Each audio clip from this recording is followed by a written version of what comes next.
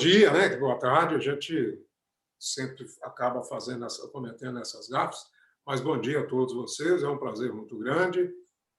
Nós vamos conversar. Eu vou chamar aqui até de um bate-papo, né?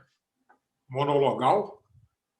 O ideal seria que a gente pudesse interagir. Eu deixo vocês bem à vontade para levantar a mão, fazer perguntas, porque eu gosto de trabalhar interagindo com as pessoas muito mais do que no papel de um cara que entende pra caramba das coisas, que no fundo não entende porra nenhuma, e que fica aqui, né, falando uma porrada de coisa para as pessoas. O que nós vamos falar é bater um papo, é comentar sobre alguns aspectos que a maioria da gente sabe, mas vamos tentar, bom dia, obrigado, vamos tentar alinhar esses conceitos para a gente repensar como ser competitivo no pós-pandemia. Nós estamos vivendo uma situação muito difícil, muito complexa, né?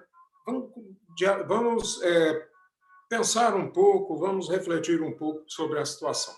Só chamando a atenção que todo o material que eu utilizo aqui ou é de minha autoria ou é material free. Aí eu acho importante, toda a palestra minha, toda a aula, eu sempre chamo a atenção, primeiro dia de aula, que eu só utilizo material free. O que eu quero conversar com vocês? Vamos conversar um pouco sobre alguns antecedentes, o que está acontecendo hoje, algumas questões que estão acontecendo hoje, e a gente fazer uma projeção de futuro. Lógico que não tenho, e a gente não pode ter a pretensão de prever futuro, porque quem prevê futuro é cartomante, mas essas pessoas, na realidade, são charlatães. Não existe como prever futuro. O que a gente pode é imaginar como será o futuro. Aliás, Peter Drucker já falava isso, né? De que ele via o presente para enxergar o futuro. Tem uma frase que eu acho que ela é muito adequada para o momento que nós estamos vivendo. Não há uma noite longa que não encontre um dia.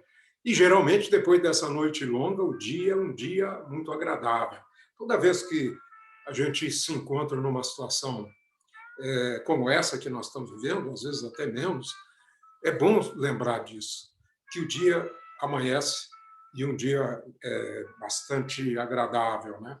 Eu sempre digo para os meus alunos que todos nós que estamos no nível intelectual que temos, nós temos direito a ficar, no máximo, 2 minutos down por mês. No meu caso, especificamente, eu me permito ficar 30 segundos down. Essa frase nos ajuda nisso.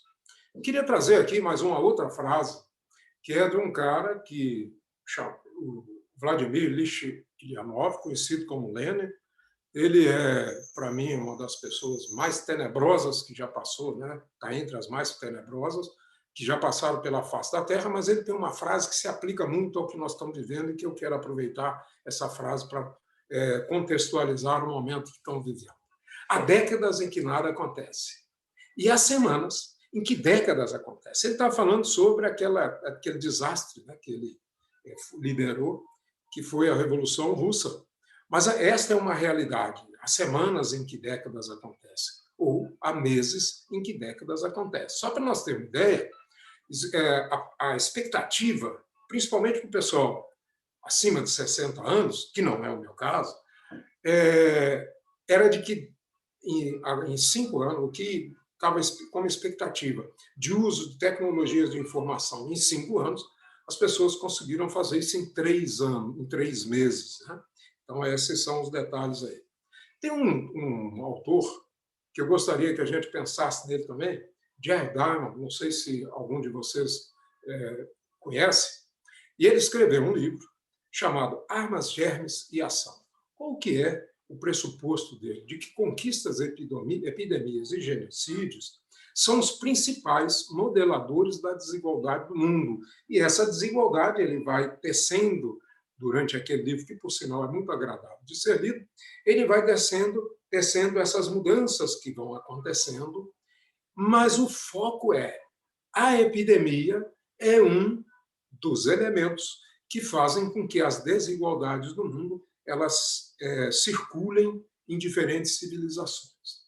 Tem um outro livro dele, muito gostoso de ler também, chamado Colapso, e esse eu queria que a gente prestasse atenção, porque ele fala em como as sociedades escolhem o fracasso e o sucesso. E o que a ideia é nós conversarmos aqui exatamente sobre isso, sobre as escolhas que temos que fazer, que vão nos levar ao fracasso ou vão levar ao sucesso. Bom, vamos esquecer do fracasso, porque o fracasso é coisa que a gente nem deveria, uma palavra que nem deveria fazer parte, pelo menos do meu dicionário, ela não circula muito. Mas a ideia é essa, que são as conquistas, epidemias e genocídios, esse é o pressuposto dele, e depois ele fala sobre as escolhas da sociedade, mostrando como essas escolhas foram importantes para que as sociedades tivessem o êxito que têm. Algumas, né? E outras para que tivessem os fracassos que tiveram. Existe um termo que eu tenho utilizado, que são os gatilhos aceleradores da história. Esse está muito ligado ao que o Lenin falou, né, de que há semanas em que décadas acontecem, mas nós estamos vivendo no cerne, no meio desse gatilho acelerador da história. Qual que é a lógica do gatilho acelerador da história? É que existem determinados eventos, e aí o Diamond Gerard, o Gerard Diamond, né, ele entra também nesse mérito, mas existem algumas situações que eles startam mudanças, aceleram mudanças que iam demorar a acontecer e essas mudanças acontecem rapidamente. É o que está acontecendo na situação que nós estamos vivendo, dessa pandemia, e a partir disso eu começo a tecer os meus comentários. Né? Só para a gente exemplificar, eu vou trazer aqui 3 situações de gatilhos importantes que foram aceleradores da história. O mais impactante foi a peste negra ou a peste bubônica, porque, por incrível que pareça, segundo vários historiadores, eu gosto muito da história, aliás, meu mestrado e doutorado, né, foram em História Econômica, foram eles responsáveis pela transição da Idade das Trevas para o Iluminismo. A peste negra, ela dizimou, segundo alguns autores, 2/3 da população da Europa. E isso mudou completamente o quadro econômico e social e criou todas as condições para o iluminismo, e a gente tem que lembrar que o iluminismo é a base da sociedade que nós vivemos. Uma outra, essa aqui é só para descontrair, né? A gripe espanhola, que aconteceu em 1918, ela trouxe uma coisa fantástica, que é patrimônio nacional, que é a caipirinha, porque naquela época estava passando uma peça de teatro muito famosa chamada A Caipirinha, e as pessoas, no senso comum, eles estavam recomendando que as pessoas tomassem uma cachaça com mel e limão para se proteger contra a gripe espanhola. Lógico que a gripe espanhola ela também foi responsável pela criação do sistema de saúde brasileiro, que, por pior que seja, é um sistema muito melhor do que o sistema da maioria dos países, é um sistema que nos ajuda muito. Mas aqui é só para descontrair.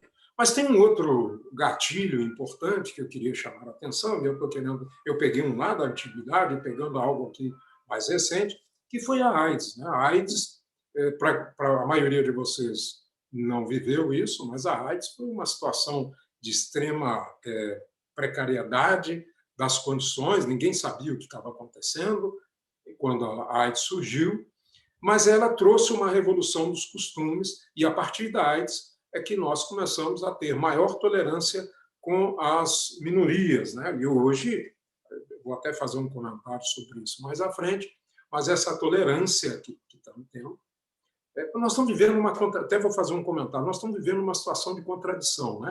Nós estamos vivendo um período de muito mimimi, muito diz que me disse, muita preocupação, muita intolerância nas redes sociais, mas se nós analisarmos a intolerância que tem hoje com a tolerância que tinha antes da AIDS, nós vamos perceber que hoje, por mais intolerante que sejamos, a tolerância se tornou maior, principalmente com os grupos chamados minoritários, que às vezes não são tão minoritários assim. E a pandemia? O que nós podemos tirar de proveito da pandemia? Como é que nós podemos avaliar a pandemia? O que está acontecendo nesse período?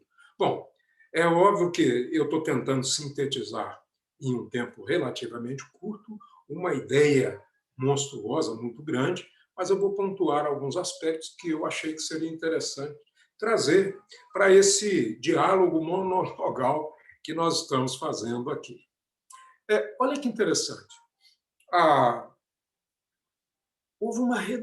já houve uma redução de 10% dos empregos de tempo integral no mundo. Olha só, esses 10% não são desemprego, porque o desemprego é aquilo que o cara perdeu, mas ele pode voltar. Na realidade, o desemprego não foi perda estrutural, mas conjuntural de postos de trabalho. Aqui é eliminação estrutural mesmo, não conjuntural, não da situação que está vivendo agora. E a estimativa também, isso é do McKinsey, vou usar aqui várias estatísticas da McKinsey. A McKinsey também levantou que em torno de 50% dos empregados estão trabalhando em home office. E eu vou até mostrar um detalhe mais à frente, é de que, isso aqui é do meio do ano, é de que boa parte dessas pessoas continuarão trabalhando no home office, com todas as contradições que isso tem, que o trabalho home office tem. Outro dado que eu achei interessante trazer para vocês é o uso do streaming. E olha que interessante, do lado esquerdo está o uso para o trabalho, do lado direito para o lazer. Certamente que para o lazer o tempo expendido tem sido um pouco maior.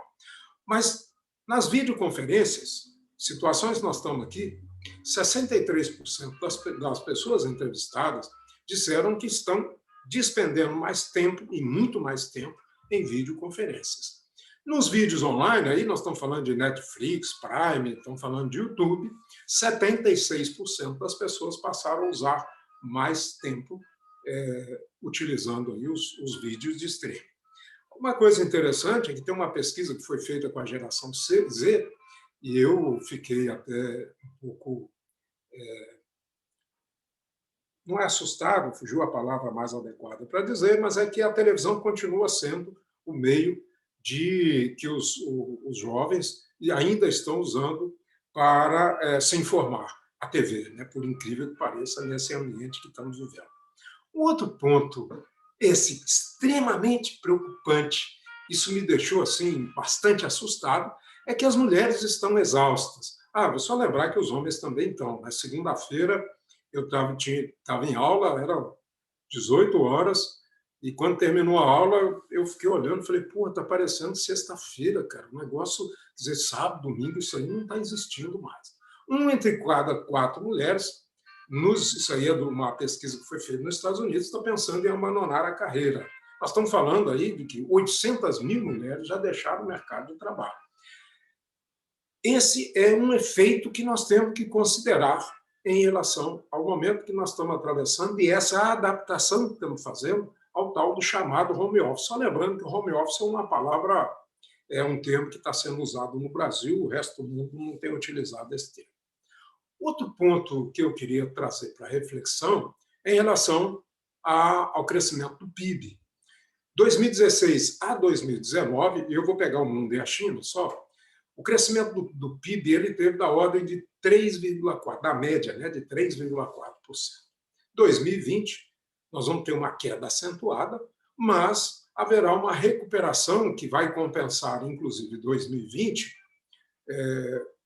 no crescimento do PIB, que vai acima, aqui não está aparecendo um valor, mas vai acima de 6%, né, bem acima de 6%, e a China vai conseguir, inclusive, superar, mas não tanto quanto o mundo, em termos do plus que vai ter, aquilo que ela vinha trazendo. Ou melhor, desculpe, né, o que ela vinha tendo como crescimento do PIB nesses últimos anos. Aquele quadro e eles são de economistas do Banco Itaú. Olha que interessante. Em maio, junho, eu fui entrevistado aí, foi em maio, depois em junho, eu fui entrevistado por... aqui, de vez em quando, o pessoal da televisão me procura para falar sobre economia, e as perspectivas naquela época eram péssimas em relação ao crescimento econômico. E aqui o pessoal fez uma projeção de como seria o crescimento econômico até dezembro de 2021, com e sem pandemia. E o que a gente percebe é que houve essa queda no período mais crítico, talvez, do impacto da pandemia, mas que a vida vai continuar da maneira mais tranquila possível, pelo menos em termos de crescimento do PIB. Outro dado interessante, que eu achei legal a gente refletir sobre ele, eu vou trazer uma série de informações aqui, não muitas, para depois nós fazermos algumas reflexões sobre o comportamento nosso no pós-pandemia. É o crescimento do comércio mundial. O comércio mundial ele vem de 2015 num crescimento, quando no meados de 2019 ele tem uma tendência de queda, entra a pandemia, há uma queda avassaladora, abismal, e de repente volta novamente o comércio internacional a evoluir e chegando nesse último trimestre, quase, ou melhor, né, no penúltimo trimestre, a quase chegar ao que era a tendência do que o comércio internacional estava prevendo. Outro ponto interessante que eu queria refletir com vocês sobre essas mudanças é assim, o Mercado Livre vai sair, ou já está, né, mas vai sair da pandemia como a maior empresa da América Latina. Ele passou a Vale. O Amazon entrou na pandemia valendo 920 bi. A Amazon ela já está valendo mais de 1,5 trilhões. Ela vai sair na pandemia muito melhor, quase o dobro, provavelmente quase o dobro do valor de mercado que ela tinha antes da pandemia. E olha que interessante, as vendas pelo WhatsApp, só em junho, elas cresceram quase 30%. 32% das empresas mais rentáveis do mundo, elas lucraram mais de 100 bilhões nesse período. O que nós podemos perceber desse quadro que nós estamos vendo aqui? E aí eu quero contar uma história, pensando no WhatsApp, uma pequena história, um fato real, né? Tem aqui uma moça, ela foi minha aluna, ela montou uma empresa, o pai dela tem uma fazenda e ela vende hortifruti granjeiros. E ela tinha uma quitanda, não sei como é que chama aí, quitanda, aqui a gente chama, ou pelo menos lá em Minas, chama de quitanda, e ela estava lá vendendo, numa situação convencional, e ela descobriu, ela tenta as mudanças que estão acontecendo no mercado, ela descobriu o WhatsApp como uma maneira de colocar o seu produto no mercado. Na realidade, ela enxergou no WhatsApp uma grande oportunidade de negócio. E ela disse para mim que que esse crescimento, que ela teve uma oportunidade fantástica. Desculpe, é que apareceu uma mensagem ali, eu olhei, me distraí. Mas ela conseguiu alavancar os negócios dela. Agora, recente, até ela falou comigo, professor, eu lembrei sempre, quando você comenta em sala de aula, sobre a gente tem que transformar ameaça em oportunidade. Isso é uma coisa que nós vamos conversar daqui a pouquinho. E ela está bombando de ganhar dinheiro. Agora, recente, ela entrou em contato comigo e falou comigo, professor, estou preocupadíssima. Eu falei, mas o que aconteceu? Eu estou apavorada porque eu estou com medo da pandemia acabar. Eu falei, a sua capacidade de resiliência e a sua capacidade de enxergar oportunidades onde há ameaça vai permitir que você mude o perfil do seu negócio, então logo a pandemia comece, a redução, né, do isolamento da pandemia comece a afetar os seus negócios. Mas a pergunta que vem é assim, bom, dado esse quadro que nós apresentamos, e agora, velho? O que vai acontecer? Onde a gente vai? Que caminho vai seguir? Como vou conseguir me transformar competitivo, como eu vou fazer com a Camila, né, que aproveitou esta situação que nós estamos vivendo da pandemia para bombar de ganhar dinheiro, para fazer aquilo que ela mais gosta, que é ganhar dinheiro. Nós estamos vivendo um ambiente chamado VUCA, um ambiente de extrema volatilidade, de alta incerteza, de grande ambiguidade e de uma complexidade como nunca se viu no mundo. O ambiente VUCA não é algo novo, nós já vimos vivendo um ambiente VUCA. Mas o pessoal não tinha ideia do que era, de fato, um ambiente VUCA. Ambiente VUCA é esse que nós estamos atravessando. E que o mundo vai continuar VUCA. A velocidade das mudanças cria essa volatilidade fantástica que nós estamos vivendo. As incertezas impedem que a gente consiga fazer previsões mais próximas de uma realidade. Essa ambiguidade é como se a gente enxergasse o mundo com um ambiente totalmente esfumaçado. Então, o horizonte de percepção ele é muito curto, porque a fumaça não permite enxergar o ambiente como um todo.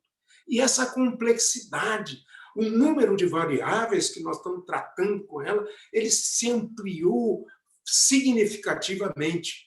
E esse ambiente VUCA é o ambiente que nós estamos vivendo. E a gente tem que ter essa percepção de que estamos vivendo num ambiente de alta volatilidade, um ambiente de grande incerteza, que a ambiguidade ela está presente e a complexidade como nunca se viu antes.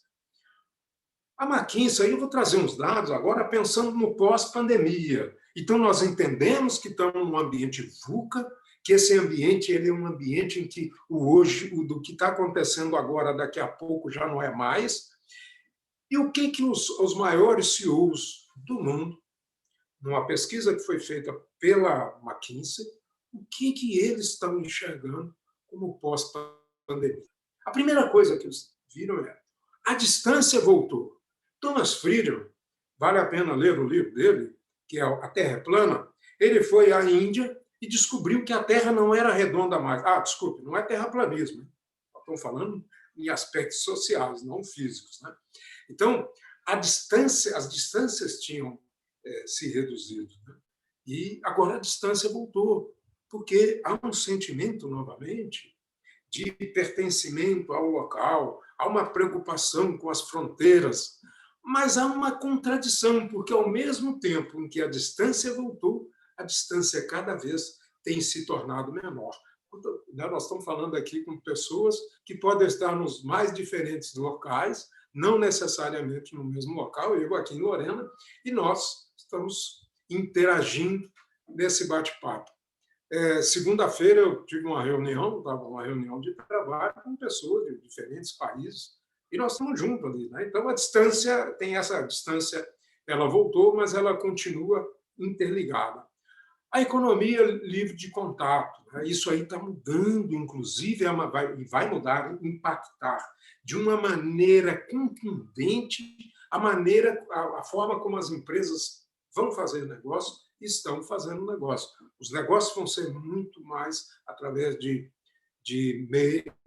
redes sociais, utilizando, muitas vezes, a rede física, mas para negócio em redes virtuais.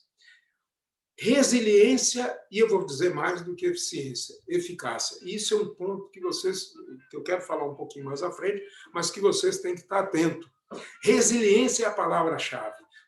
Para sobreviver e ser competente nesse novo mundo, é preciso ser resiliente. O que é resiliência? Né? Resiliência, para quem não está se lembrando, a resiliência é a capacidade, um fenômeno natural dos materiais, em que depois eles sendo modificados, eles têm uma tendência a retornar ao seu modo original. É o que acontece com a mola. Você pressiona a mola e ela volta. Aliás, é por isso que se utiliza as molas. Né?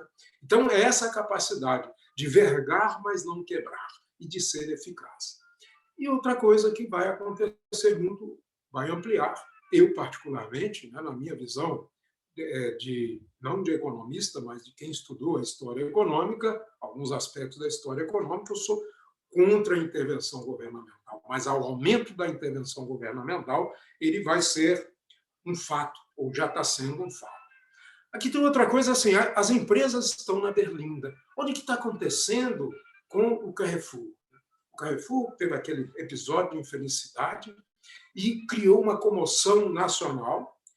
Esses episódios já tinham acontecido antes da pandemia. Mas agora, com essas mudanças que aconteceram, esses episódios eles ecoam de uma maneira muito mais drástica para as empresas, para as pessoas. Então, nós temos que ter muito cuidado com nossa ação e a nossa atuação diante da sociedade. Um outro ponto, e aí o professor, nós estávamos conversando sobre a inovação, sobre o empreendedorismo, é a intensidade da disrupção de negócio. Esse mundo volátil, de alta velocidade, de mudanças profundas, provocou mudanças no comportamento do consumidor. E o consumidor está buscando negócios novos, produtos novos, características novas, e isso cria disrupção. Disrupção também é um fenômeno elétrico de ligar e religar rapidamente. Só que na disrupção do negócio, você desliga os negócios antigos e liga negócios novos que venham atender essas mudanças comportamentais do consumidor. E aqui tem um outro ponto interessante que tem sido muito discutido, que é o tal do copo cheio e o copo meio cheio e meio vazio. Tem gente que só enxerga o copo meio vazio. Puta, cara. Você chega no cara e fala, pô, mas até agora eu só cheguei até aqui, não estou conseguindo ampliar. A gente tem que passar a enxergar o copo como meio cheio. O copo já encheu até aqui, daqui para frente vai ser mais fácil. Esse é um aspecto que, apesar de parecer uma coisa banalidade, os maiores CEOs do mundo estão chamando disso. Tem que passar a enxergar o copo como meio cheio. Ou seja, a disrupção do negócio, as empresas na berlinda, a mudança no comportamento do consumidor e a velocidade como os negócios estão acontecendo, tudo isso forma esse novo ambiente que a gente imagina que vai acontecer depois da pandemia. Essa questão até do copo meio cheio, olha que interessante. Teve um período, eu estava coordenando um grupo de trabalho e nós estávamos desenvolvendo um trabalho. Cara, eu acho que eu nunca fiz na minha vida um trabalho tão chato como aquele. E tinha uma colega que estava comigo, né, que estava sob a minha coordenação, e nós estávamos ali para fechar o trabalho, o negócio não saía, cara. Troço chato, mas puta, você já fez trabalho chato? Pensa num trabalho chato. Esse trabalho é super legal perto do que nós estávamos fazendo. Eu olho o relógio, eram 16 horas. Me deu um desespero. Puta, cara, 16 horas, eu não produzi, não estou conseguindo produzir, e estou aqui pensando isso e trabalhando. De repente, a colega murmura, nossa, ainda são 4 horas. Percebe? Para ela estava intensificando aquela coisa ruim. Né? Ela estava intensificando e aquilo para ela estava sendo um tormento. A gente tem que mudar a maneira de pensar, tem que entender que nós estamos num momento de mudança e de que está quase terminando, está faltando pouco para chegar lá, a visão do copo meio cheio. Outro desafio aí apresentado pelas lideranças, né, empresariais é que eles estão vendo 3 oportunidades para esses desafios. Desenvolver mecanismos para tomada de decisão rápida, melhorar a comunicação e colaboração e aumentar o uso da tecnologia. Vamos olhar isso de trás para frente? Então, nós temos que intensificar o uso da tecnologia. E eu queria chamar a atenção de que a maioria das pessoas acha que entender de tecnologia, às vezes eu pergunto para aluno, você sabe, você lida bem com tecnologia. Pessoa, no TikTok, eu sou fera. No Instagram, eu domino pra cacete. Cara, não tem, isso aí não é dominar a tecnologia, isso aí é usar esses sistemas de relacionamento social. Tem que entender, tem que aplicar, utilizar as tecnologias para quê? Para melhorar o nível de informação, melhorar a comunicação, ampliar a colaboração, para quê? Para tomar decisões mais rápidas, porque hoje a sociedade, depois ainda da pandemia, mais ainda, a sociedade quer decisões rápidas. Ou se toma decisões rápidas, ou vai ficando para trás. Esses são aspectos importantes. Olha que interessante, isso aqui não é um estádio de futebol, nem é um estádio de multi-esportes. Isso aqui é a sede da XP, que é uma das maiores corretoras de valores, né, brasileiras.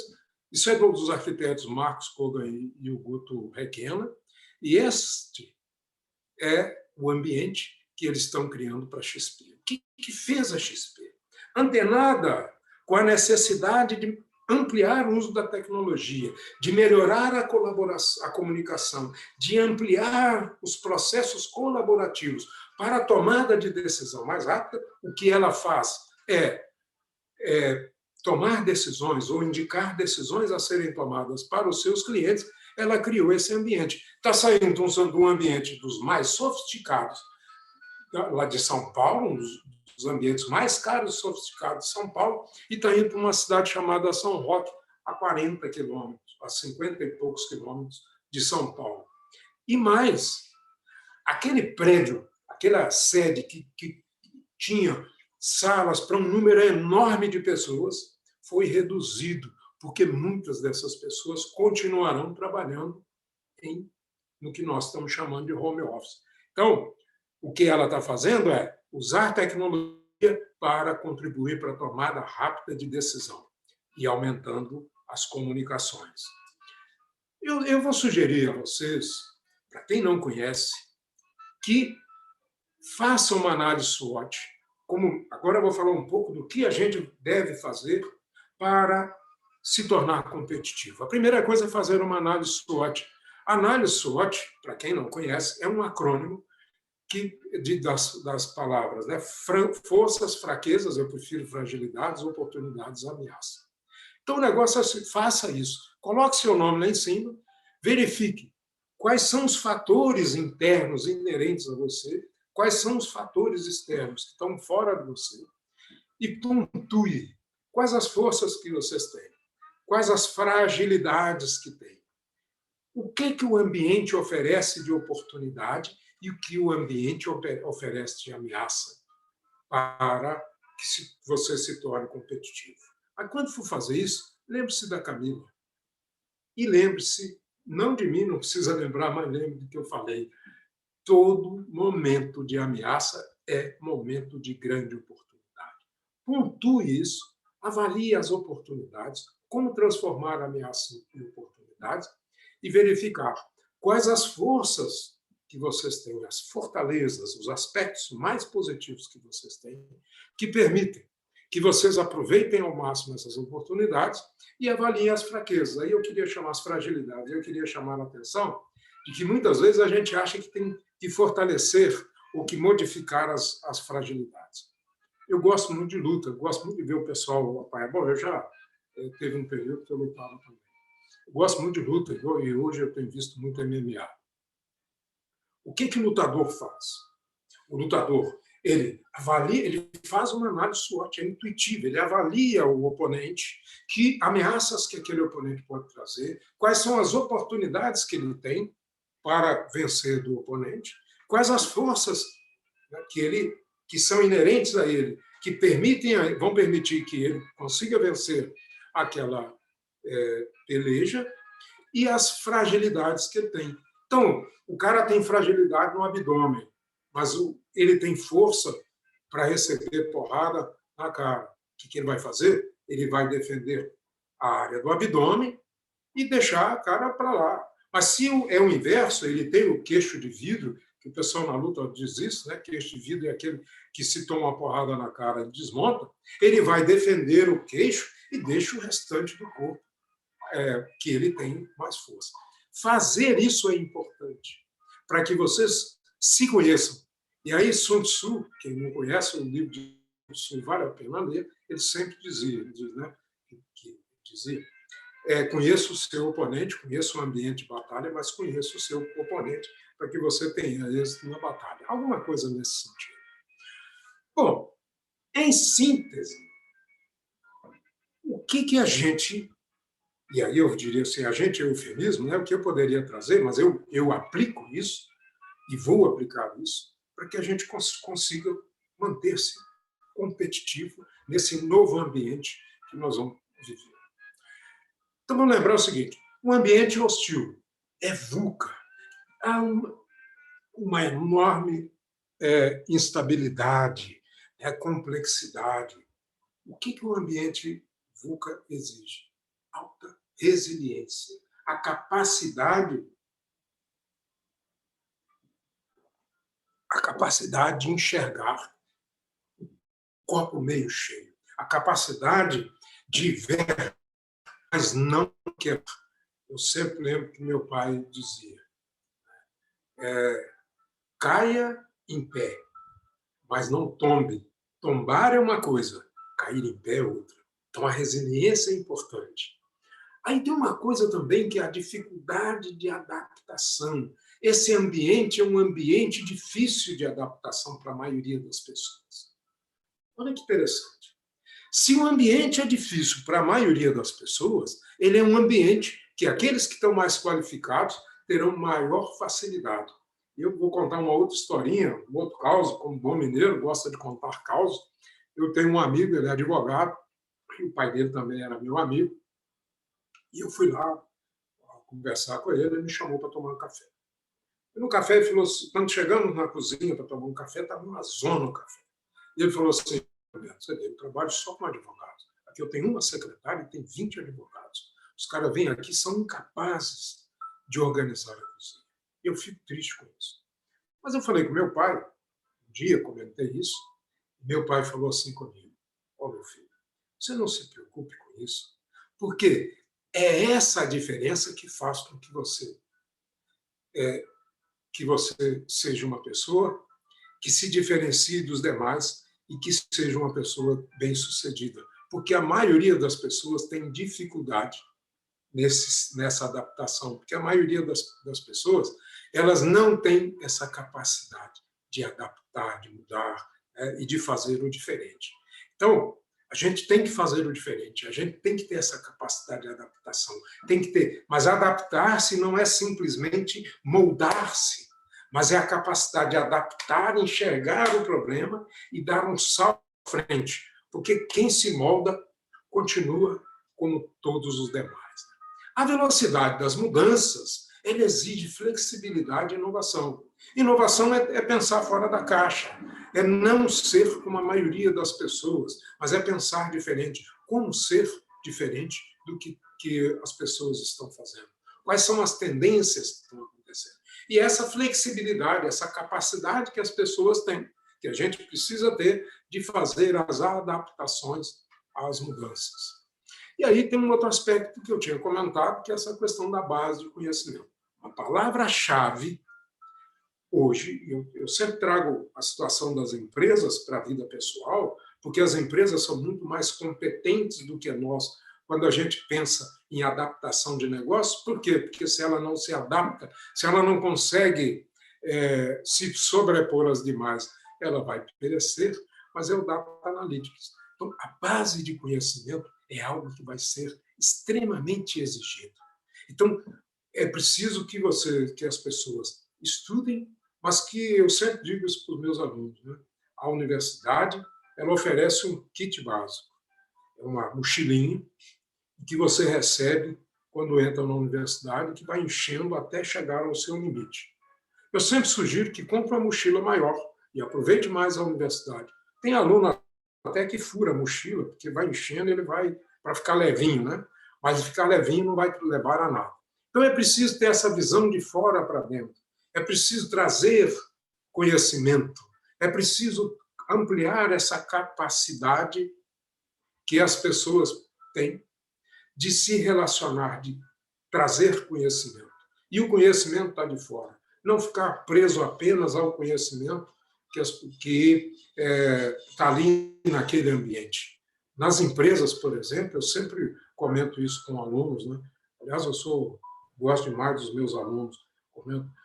Procure a teoria, procure informação, não se prenda apenas àquilo que a empresa está oferecendo, porque quem se prende apenas ao que a empresa está oferecendo, ele não vai fazer a diferença. E a gente precisa lembrar que as empresas, elas nos tratam, e na realidade não é empresa, nós tratamos, né? Como laranja, chupa enquanto tem caldo. Quando acabou o caldo, joga fora. E como que a gente vai ter caldo? É buscando informação. A informação é a base, o conhecimento é a base da competitividade. O conhecimento é a base para ser competitivo e conseguir superar esse ambiente que nós estamos vivendo. E, por fim, para a gente deixar bem claro, né, eu pensei aí em ter uns 40 minutos para depois nós termos um bate-papo, o que nós estamos buscando? Foco em resultado e foco em pessoas. Peter Drucker, que foi considerado, né, o administrador do século passado, ele, por sinal, ele era austríaco, ele se considerava escritor, ele era filósofo, mas ele fez uma revolução na administração da empresa. E ele foi a General Motors, para dar uma consultoria na General Motors, no fundo, a mensagem que ficou para a General Motors, e a General Motors teve dificuldade de perceber isso, tanto que ela deixou de ser a maior empresa do mundo, era de que, e eu estou falando isso da década de 50, é de que o foco de tudo que a gente faz tem que ser nas pessoas. Então, lembre-se sempre disso, foco nas pessoas. Esse é o ponto. Resultado. Mas o resultado é para quem? Para as pessoas. O resultado é super legal, mas ele está afetando as pessoas, ele está trazendo resultados para as pessoas, se não está, cara, está fora do foco de interesse. Então, esses são alguns pontos. O que eu queria trazer para vocês, de conversar um pouco com vocês e abrir aí para a gente, como eu falei, queria fazer um diálogo, são esses aspectos, uma rápida pincelada sobre algumas coisas que estão acontecendo no ambiente, antes do ambiente, algumas coisas desse momento que nós estamos atravessando e algumas coisas a serem consideradas. Então, nós estamos vivendo um gatilho acelerador da história. Qual que é a lógica do gatilho acelerador da história?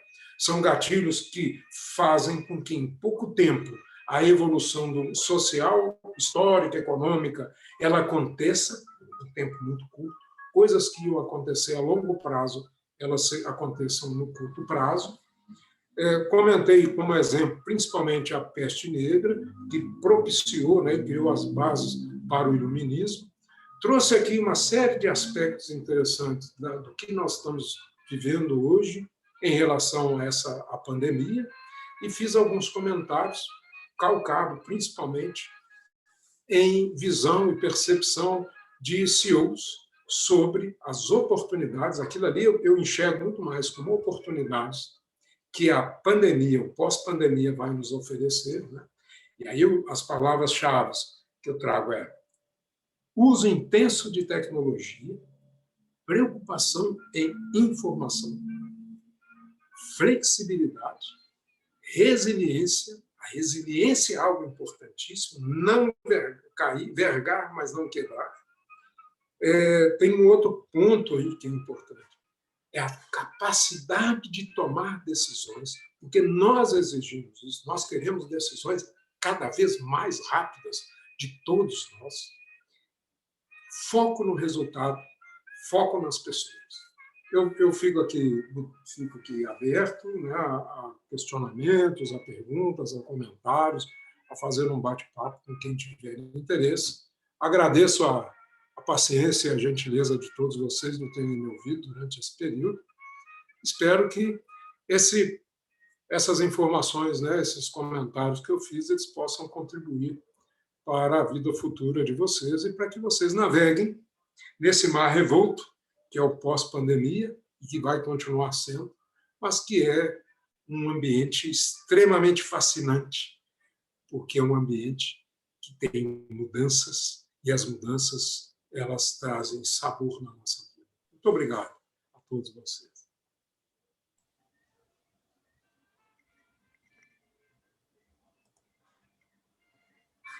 Algum participante quer fazer algum comentário, alguma pergunta para o professor? Pode ser por chat ou eu abro o áudio. Obrigado, José. Quando eu servi exército, né? Quando eu servi exército, tinha um sargento, e ele era instrutor. E ele dizia assim, que ele dava uma explicação e ele falava: há dúvidas, não há dúvidas ou há somente dúvidas. Então, sempre que entra nessa situação, eu fico pensando, às vezes tem tanta dúvida que as pessoas não conseguem nem interagir, né? Mas eu gostaria de...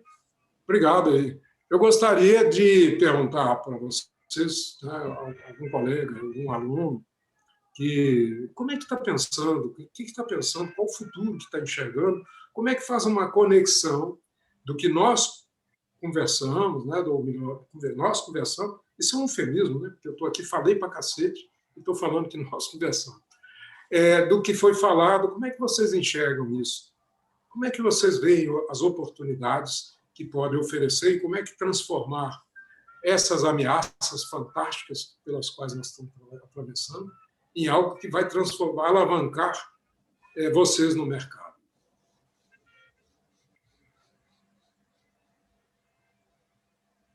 Okay. Agora que eu estou vendo aqui que tem 21 participações aí no chat, eu não consigo ver onde é que está o chat. Muito bem, eu estou aí à disposição.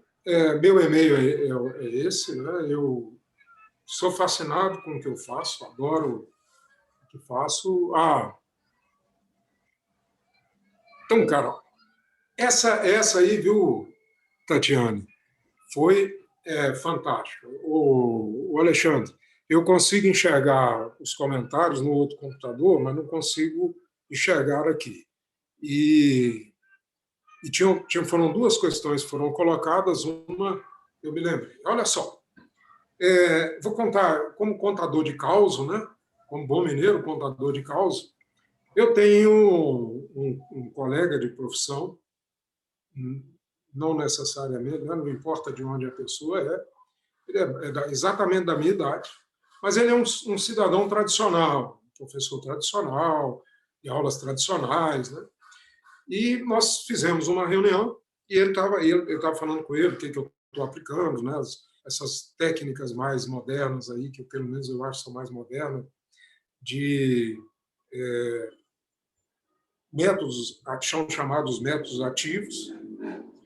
E o cara estava numa reunião e ele contou o seguinte, que ele estava dando aula, isso no primeiro semestre, uma dificuldade danada, ele tem dificuldade no uso de tecnologias, né, dessas novas tecnologias, que a gente chama de novas tecnologias, são tecnologias de comunicação, e os alunos fizeram um abaixo-assinado. Isso aqui na USP é um negócio que eu nunca tinha ouvido falar, pelo menos na nossa unidade, nunca tinha ouvido falar disso. Mas fizeram um abaixo-assinado e entregaram para ele, pedindo que ele mudasse a maneira de dar aula.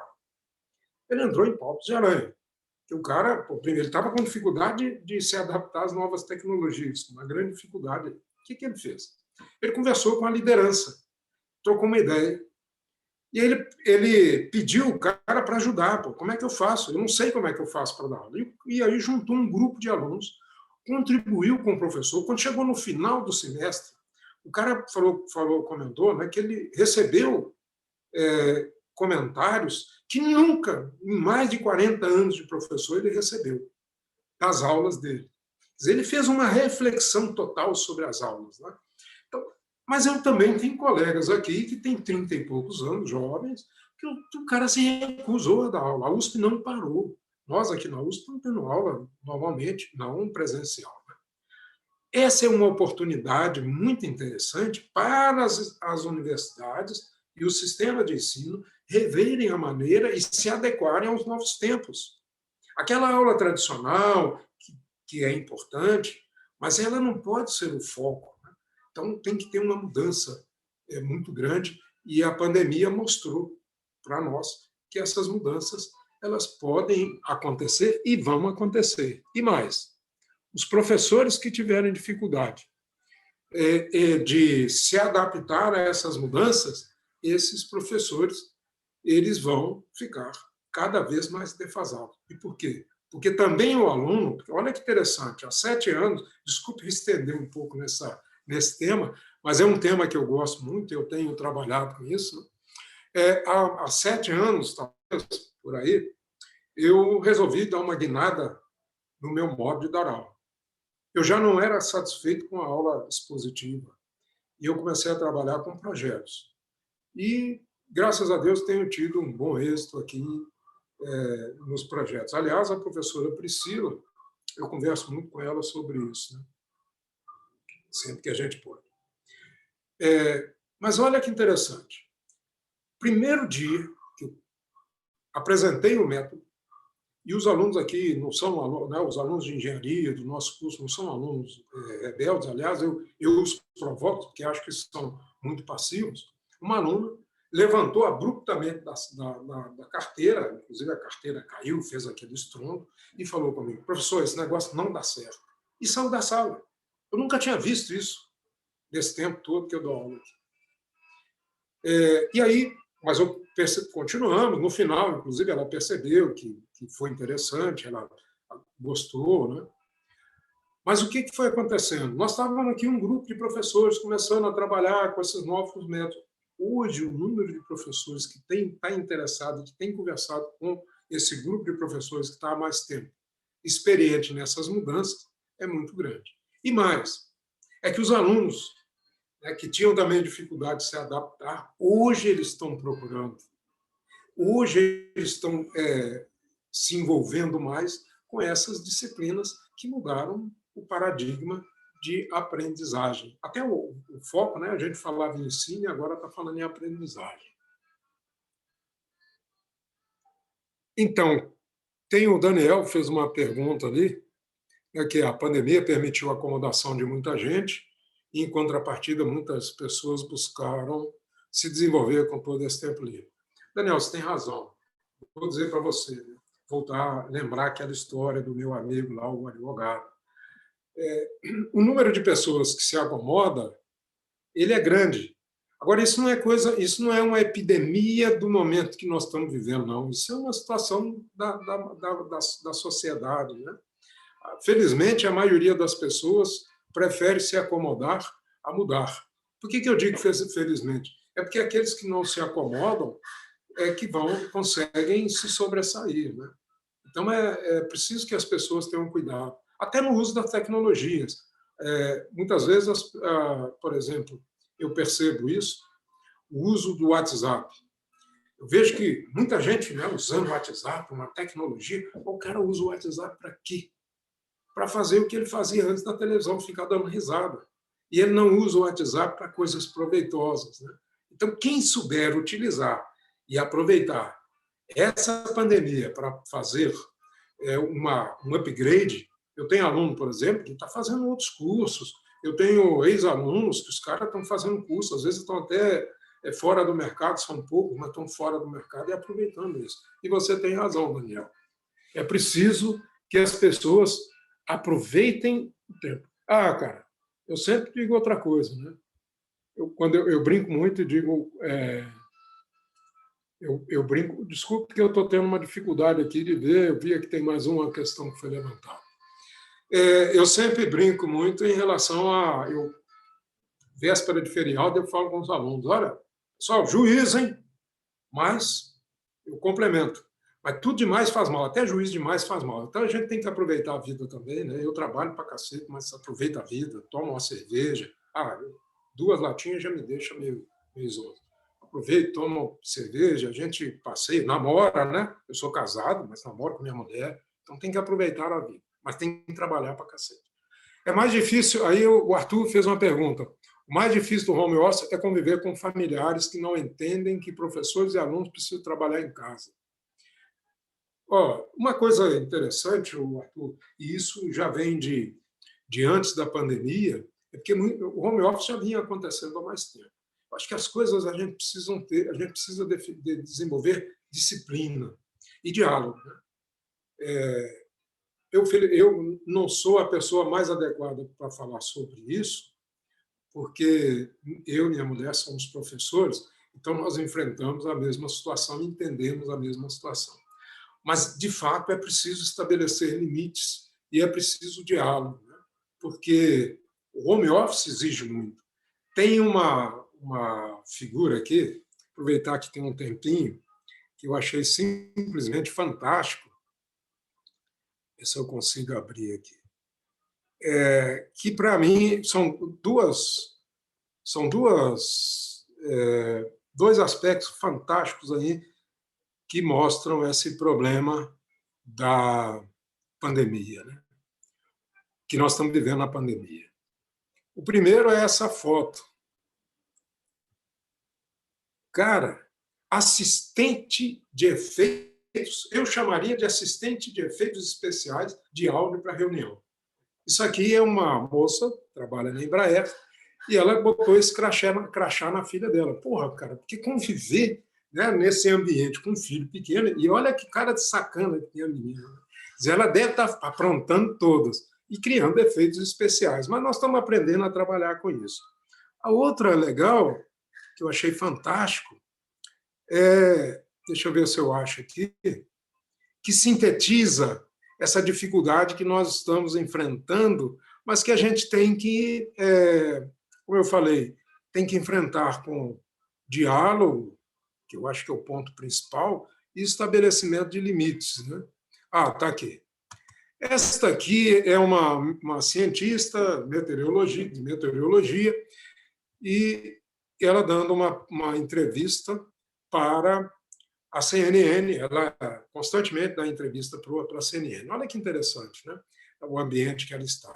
Ela está aqui sentada numa poltrona, na sua sala de estar, né, com 2 quadros, um ambiente muito interessante, mas foi ela que postou, por isso eu estou utilizando. Na verdade, esta é a situação caótica em que ela se encontra. Né? Isso aqui é em outro ângulo, ela dando a palestra para a CNN. Você vê aqui, pô, é mãe, né? E aí o negócio do estafado, aquela porrada de brinquedo, porque tem que criar um ambiente agradável para o filho. A mulher que montou um cenário, fez o seu trabalho, continuou vivenciando. Esta é a realidade que nós temos que aprender a trabalhar com ela. Né? Não tem muito como fugir disso. Bom, eu não sei, Alessandro, se tem alguma outra pergunta. Acredito que não, professor. Acredito que não. Ótimo. Também nós estamos aí ao final. Eu quero agradecer muito. Queria que você, por favor, Alessandro, transmitisse para a direção da escola os meus agradecimentos pela confiança, né? Uhum. Em que, pô, cara, eu não sei agora como é que eu saio dessa porra desse troço aqui. Eu uso muito o Meet e uso pouco esse aplicativo aqui. Bom, professor. Então, agradecer. Aí, achei. Agradecer a oportunidade de poder conversar com os alunos, conversar com o pessoal. Estou à disposição. Então, deixe, por favor, esse agradecimento com certeza. E diga para mim, aí você conhece não sei se você conhece a Priscila, mas dizer para a Priscila que nós estamos com muita saudade dela. Né? A Priscila com certeza. Amiga. Nós brincamos muito com ela, que é a nossa segunda filha. Tem uma filha que é um pouquinho mais nova que ela, é a nossa segunda filha. Eu gostaria de deixar. E eu desejo a vocês felicidades e espero que tenha trazido aí algumas informações que sejam úteis. Com certeza, professor. A palestra foi fantástica. Acho que é unânime a satisfação de todos os participantes, tá?